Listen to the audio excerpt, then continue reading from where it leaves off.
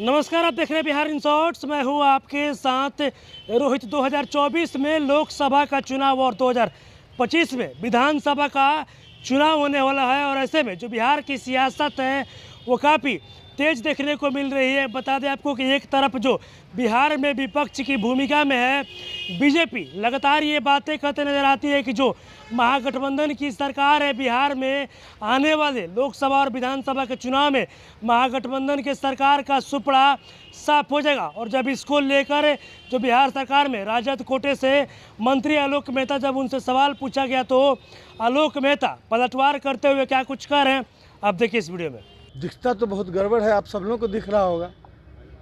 देश में जिन बातों की संभावना संपूर्ण विपक्ष एक मत होकर व्यक्त करता रहा है, वो सारी संभावनाएं सच होती नजर आ रही है। तो जनता तो विश्वास करने लगी है ना कि विपक्ष जो बोल रहा था सही बोल रहा था।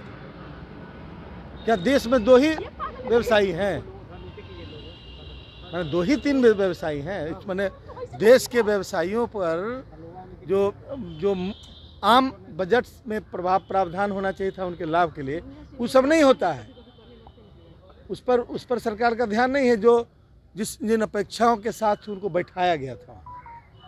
आलोक जी, और कुछ खास चुने हुए व्यवसायी उनको विपक्ष ये कह रही है कि 2024 में मौजूदा सरकार को खार फेंकेंगे। सवाल उठा दिए जाते हैं, इस तरह की रिपोर्ट की सैंक्टिटी पर भी सवाल उठाए जा रहे हैं कि क्या ये रिपोर्ट सही है? आपको क्या लगता है? अब मैंने रिपोर्ट देखा नहीं है, आपने जो सवाल किया उसी आधार पर मैं बोल रहा हूँ। लेकिन मेरी समझ यही है कि ये बहुत दुर्भाग्य की बात है कि पूरा संसद और वित्त मंत्री इसी सफाई में लगे हुए हैं कि अदानी और अंबानी बस दो व्यवसायी, लगता है कि देश में कोई दूसरा मुद्दा है ही नहीं, और उन चीज़ों के प्रति गंभीरता भी नहीं है जिसके प्रति विपक्ष हमेशा सचेत करता रहा है। 2024 में बोल रही है विपक्ष की मौजूदा सरकार को खार फेंकेंगे। तो बोल रही है तो ये तो कोशिश सब करेगा ना, नहीं करेगा?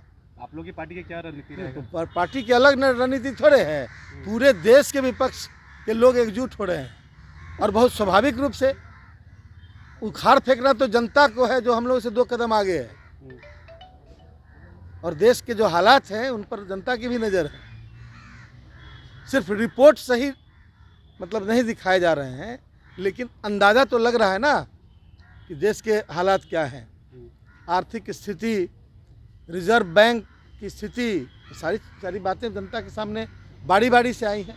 अब उन्हें भुलाने की कोशिश बाकी सांप्रदायिक बातों की चर्चा करके कर दी जाती है, लेकिन सच बात यह है कि देश की गंभीर स्थिति का एहसास जनता को है।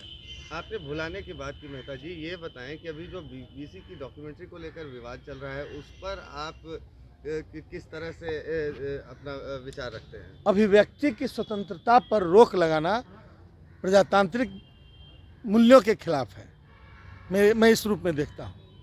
हाँ, अब उसको देशद्रोह और राजद्रोह की परिभाषा अब फिर से पुनर्परिभाषित कर रहे हैं, तो ये बिल्कुल मानक नहीं हो सकता। लेकिन मानक यही है कि यह देश डेमोक्रेटिक है। डेमोक्रेसी में अभिव्यक्ति की स्वतंत्रता सबको है। जब तक कोई ऐसा थ्रेट स्टेट को फील नहीं हो कि कोई आतंकवादी हो या कोई विदेशी हाथों में कुछ कर रहा हो, तब तक किसी की अभिव्यक्ति पर उस नाम पर रोक लगाना यह एंटी डेमोक्रेटिक है।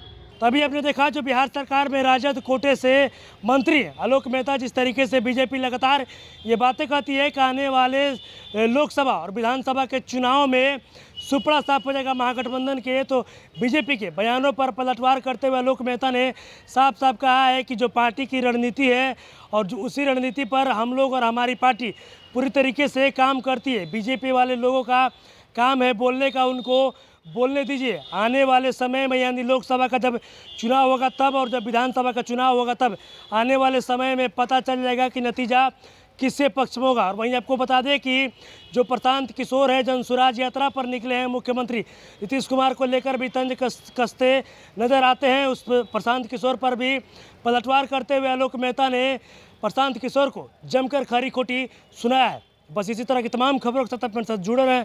तब तक के लिए धन्यवाद।